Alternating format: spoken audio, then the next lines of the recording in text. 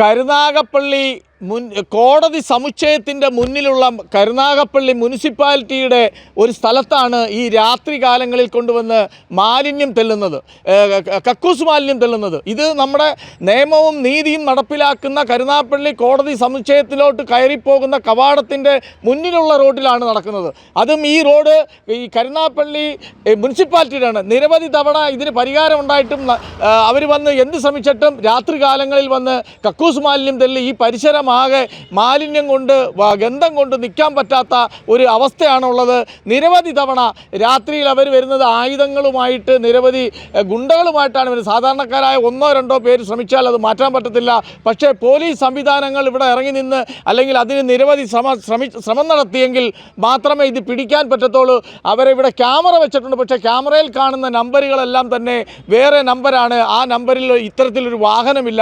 അതുകൊണ്ട് ബുദ്ധിപൂർവ്വം ഇവിടുത്തെ പോലീസുകാരുമായിട്ട് ചേർന്നുള്ള ഒത്തുള്ള കളിയാണോ അതോ മുനിസിപ്പാലിറ്റികൾ ചേർന്ന് നിൽക്കുന്നതാണോ? എന്തായാലും ഈ സമീപ പ്രദേശത്തുള്ള ജനങ്ങൾ ദുർഗന്ധം കൊണ്ടും അവർക്ക് ജീവിക്കാൻ പറ്റാത്ത ഒരു അവസ്ഥയാണ്. പക്ഷേ നീതിയും നിയമവും നടപ്പിലാക്കാൻ ഈ കരുനാഗപ്പള്ളിയിലും എല്ലായിടത്തുനിന്നും വരുന്ന ആ കോടതി സമുച്ചയത്തിൻ്റെ മുന്നിലാണെന്നുള്ള ഒരു ദുഃഖകരമായ ഒരു വാർത്തയാണ് നമുക്കിവിടെ റിപ്പോർട്ട് ചെയ്യാനുള്ളത്. എന്തായാലും ഇത്തരത്തിൽ ജനങ്ങൾ ദുഷിച്ച നാറിയ ഈ വെള്ളത്തിൻ്റെ മുമ്പിൽ ഈ നാട്ടുകാർ താമസിക്കുന്ന അവരുടെ വിഷമവും വേദനയാണ് നമ്മളോട് വെളിപ്പെടുന്നത്. എന്തായാലും അതിനൊരു പരിഹാരം കാണത്തെ അതിനു വേണ്ടുന്ന ഉദ്യോഗസ്ഥർ, പോലീസ് ഉദ്യോഗസ്ഥർ നിരന്തരമായ പരിശ്രമത്തിൽ കൂടെ അത് നിർത്തലാക്കട്ടെ. ഇവിടെ അതിന് വേണ്ടുന്ന കരുനാഗപ്പള്ളിക്കാർ തന്നെ ഓടകൾ കെട്ടി ഈ വെള്ളം ദുർഗന്ധം ഇവിടെ കെട്ടിക്കിടക്കാതെ അതിന് പോകേണ്ട വഴികൾ കാണിച്ചു കൊടുക്കാനുള്ള മാർഗ്ഗങ്ങൾ നടത്തി ഈ നാട്ടിലെ ജനങ്ങളെ സുരക്ഷ ഉണ്ടാക്കണം. അവർ അസുഖത്തിൽ നിന്നും ഈ ഗന്ധത്തിൽ നിന്നും മോചനം കിട്ടുന്ന രീതിയിലുള്ള പ്രവർത്തനം കരുനാഗപ്പള്ളിയിലെ നഗരസഭ നടത്തണമെന്നുമാണ് ഇവിടുത്തെ നാട്ടുകാരുടെ എല്ലാവരുടെയും അഭിപ്രായം.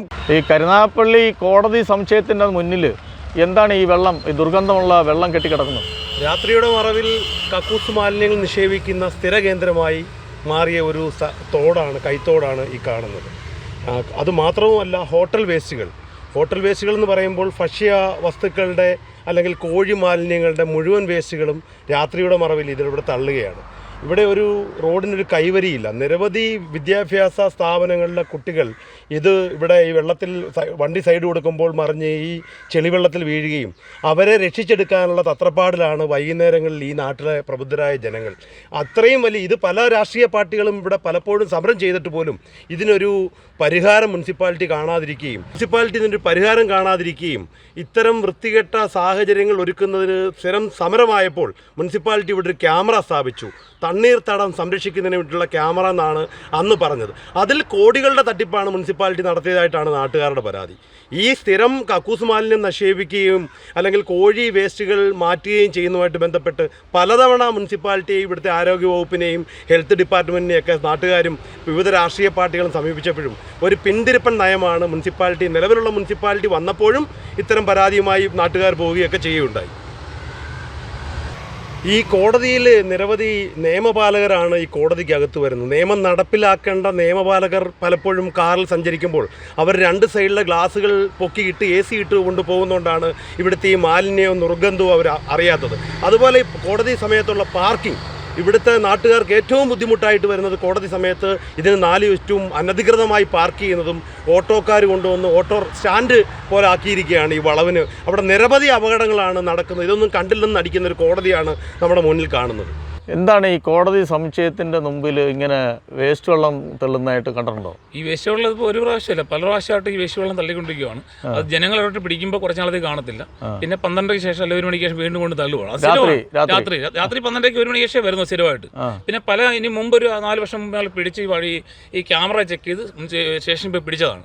അന്നേരം ഈ നമ്പർ ഫേക്ക് നമ്പറാണ്. അപ്പോൾ ഈ കൊണ്ടുവരുന്ന വണ്ടിയിലെ നമ്പർ ഫേക്ക് നമ്പറാണ്. അവരുടെ ഈ വടിവാളും കമ്പി നമുക്ക് ഒരാൾക്ക് 2 പേർക്ക് എടുക്കാൻ പറ്റുന്ന സാഹചര്യമല്ല അവരുടെ.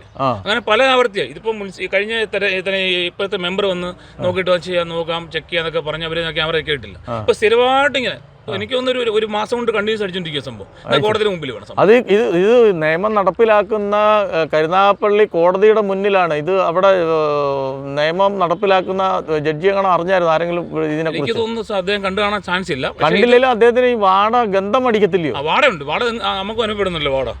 നമ്മൾ സ്ഥിരം എന്റെ വീട് തൊട്ടടുത്താണ്, ഇതാണ് വീട്. നമ്മൾ ഇതിനെ അടിച്ചാൽ നമ്മൾ ലൈറ്റ് വിട്ട് ഇവിടെ ക്യാമറ വെച്ചായിരുന്നു. ഇപ്പൊ ക്യാമറ പൊട്ടിച്ചിരിക്കുമ്പോൾ അത് ചീത്തയായി പോയി ക്യാമറ.